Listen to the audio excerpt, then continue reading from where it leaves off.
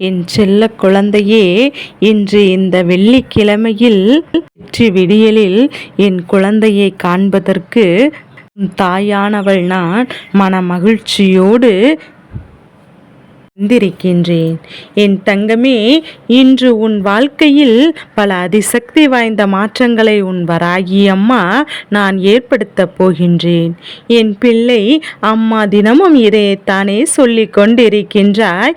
எது நடந்தபாடு இல்லை என்று நினைப்பாய். ஆனால் 150 பேருக்கு இவை நடந்திருக்கும். அப்படியானால் உனக்கு இன்று நடக்கக்கூட வாய்ப்பு இருக்குகள் அதிகமாக இருக்கின்றது என்பதையும் நீ புரிந்து கொள்ள வேண்டும். ஒருவருக்கொருவர் அவர்கள் வேண்டியபடி வாழ்க்கையை மாறிக்கொண்டே இருக்கின்றது என்பதையும் புரிந்து கொண்டு என் வாக்கினை கேட்கும் போது உன் வாழ்க்கையில் மாற்றத்தை நீ நிச்சயமாக கண்கூடாக காண்பாய். என் பிள்ளை, நீ கேட்கும் வரை உன் வராகி இங்கேயே காத்து கொண்டிருப்பேன் என்று சொன்னதற்கும் ஒரு காரணம் இருக்கின்றது. அது என்ன தெரியுமா? தேவையில்லாத விஷயங்களினால் உன்னை போட்டு நீ குழப்பி கொண்டிருக்கின்றாய். இந்த விடியலை தொடங்கும் போதே குழப்பத்தோடு தொடங்கினால் அந்த விடியல் முடியும் போது அப்படியே தான் இருக்கும் என்பதனால் உன் தாயானவள் உனக்கு இந்த விஷயத்தை சொல்லிவிட வேண்டும். உன் வாழ்க்கை நடப்பதை உனக்கு தெரிவித்துவிட வேண்டும் என்று வந்திருக்கின்றேன். என் தங்கமே, உன் முன்கூட்டியே சில விஷயங்களை உன்னிடத்தில் சொல்லும் போது உனக்குள் இருக்கின்ற குழப்பத்திலிருந்து நீ வந்து விட்டாயல்லவா? அளவில்லாத சோதனைகளையும் ஏற்றுக்கொண்டிருக்கின்றாய். இதனால் தான் இனி உன் வாழ்க்கையில் அதிசக்தி வாய்ந்த ஆச்சரியங்கள் எல்லாமே நடக்கப் போகின்றது என்பதை புரிந்து கொள். விமர்சனங்கள் எல்லாம் இருக்கத்தான் செய்யும். விமர்சனங்களை கண்டு ஒரு நாளும் சிதைத்து விடக்கூடாது. உனக்கு சந்தர்ப்பமே இல்லாத விஷயங்களில் எல்லாம் விமர்சனங்களை இங்கேயே எல்லோரும் வைப்பார்கள். ஏனென்றால் உன்னை சிதைப்பதும் உன் மனதை கெடுப்பதும் தானே அவர்களின் தலையாகிய எண்ணமாக இருக்கின்றது. என் தங்கமே, அதனால் உன்னை நீயே செதுக்கிக் கொள்.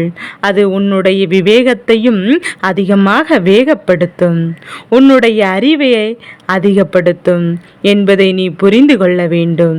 என் தங்கமே, வாழ்க்கை வேண்டாம் என்று சொல்லி இந்த வாழ்க்கையை முடித்து கொள்ள ஒரு நொடி துணிச்சல் போதும். ஆனால் ஒவ்வொரு நொடியும் இந்த வாழ்க்கையை வாழ்ந்து காட்டுவதற்கு துணிச்சல் எத்தனை வேண்டும் தெரியுமா?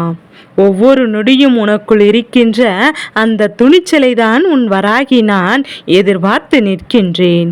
இந்த வாழ்க்கையை பற்றி நீ நினைக்கும் உன்னுடைய மனது எதை பற்றி சிந்திக்கின்றது என்பதை தான் நான் நன்கு உணர்ந்து கொண்டேன்.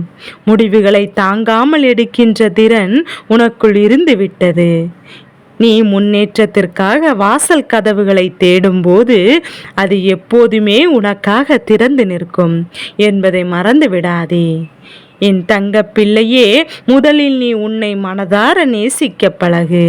நீ உன்னை நேசித்தால் உன்னுடைய மாபெரும் ஆற்றல்கள் எல்லாமே வெளிப்படும். நிச்சயமாக ஒரு உறவை சிதைப்பதற்கு ஆயுதங்கள் எதுவும் தேவை கிடையாது. ஒரே ஒரு பொய் சொன்னால் மட்டும் போதும். ஏனென்றால் என் பிள்ளை எதை ஏற்றுக்கொண்டாலும் தனக்கு நெருக்கமான உறவு சொல்கின்ற பொய்யினை எந்த ஒரு உறவுமே ஏற்றுக்கொள்ள கிடையாது. அதை தாங்குகின்ற வலிமையும் இங்கு யாருக்கும் இருப்பது கிடையாது. அதனால் பேசுவதற்கு முன்பாக எதை பேசுகின்றோம், என்ன பேசுகின்றோம், யாரிடத்தில் பேசுகின்றோம் என்பதை தெளிவாக இரு. என் தங்கமே, வானம் என்றால் 1000 நட்சத்திரங்கள் வரும். வாழ்க்கை என்றால் 1000 துன்பங்கள் வரதான் செய்யும். சூரியன் வந்தால் நட்சத்திரங்கள் மறைந்து போவது போல உனக்குள் தன்னம்பிக்கை என்று இன்று இருந்தால் உன்னுடைய துன்பங்கள் அனைத்துமே உன்னை விட்டு மறைந்து போகும் என்பதை நீ புரிந்து கொள். தன்னம்பிக்கை ஒன்றுதான் உன்னுடைய வாழ்க்கைக்கான உனக்கான மிகப்பெரிய ஆயுதம் என்பதை புரிந்து கொள். நிச்சயமாக உன்னுடைய எண்ணங்கள் எல்லாம் வானம் அளவிற்கு பறந்து விரிந்திருக்க வேண்டும். அதில் தீப்பொறி அளவிற்கு கூட தீய எண்ணங்களை ஒருபோதும் விதைத்து விடாதே. ஏனென்றால் இங்கு எல்லோருமே நிலையில்லாதவர்கள், நிரந்தரமில்லாதவர்கள் என்பதனால் என் பிள்ளை என்றுமே நீ இதையெல்லாம் புரிந்து கொள்கின்றாயோ அன்று இந்த வாழ்க்கை உனக்கு அழகானதாக மாறிவிட்டது என்பதை உணர்ந்து கொள்வாய். என் தங்கமே, அதிர்ஷ்டம் என்பது உன்னிடத்தில் எப்போதுமே அதிக நேரம் இருக்காது. நீண்ட தூரம் சில உன்னோடு வருவதும் கிடையாது. எல்லா பொழுதும் உதவிகள் கிடைத்து விடாது. ஆனால் எல்லாமே இருந்தாலும் இல்லாவிட்டாலும் எப்போதும் உன் வாழ்க்கையில் ஜெயிப்பது உன்னுடைய தன்னம்பிக்கை என்பதை மறந்து விடாதே. என் தங்கமே, உனக்கு மன அழுத்தம் ஏற்படுகிறது என்றால் நீ இறந்த காலத்தில் இருக்கின்றாய் என்று அர்த்தம். ஏன் தெரியுமா? மன அழுத்தம் அதிகரிக்கும் போதே நீ கடந்த காலத்தில் நடந்த விஷயங்களை பற்றி அதிகமாக சிந்தித்து கொண்டிருக்கின்றாய். உன் வாழ்க்கையில் என்ன நடந்து கொண்டிருக்கிறது என்று யோசித்து கொண்டிருக்கின்றாய் என்றுதான் அர்த்தம். உன்னுடைய எதிர்காலத்தில் இருக்கின்றாய் என்றுதான் அர்த்தம்.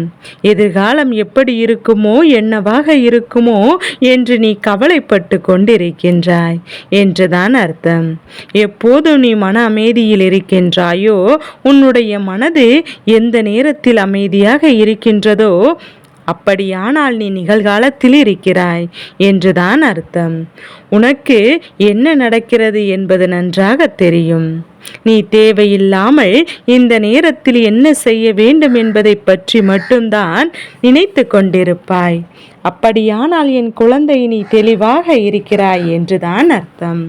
அதனால் கடந்த காலத்தையும் எதிர்காலத்தையும் பற்றி சிந்திக்காமல் நிகழ்காலத்தில் நீ சரியாக இருக்க வேண்டும்.